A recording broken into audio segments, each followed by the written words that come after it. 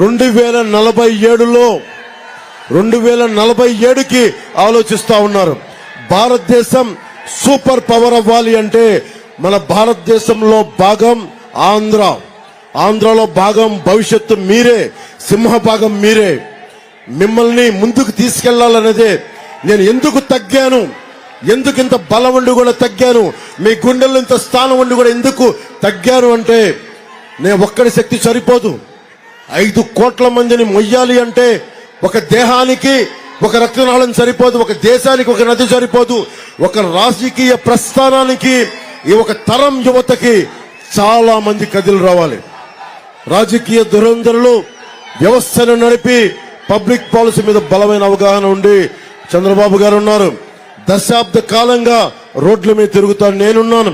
ప్రధానమంత్రిగా మోదీ గారు ఉన్నారు, వేమిరెడ్డి ప్రభాకర్ గారు, నారాయణ గారు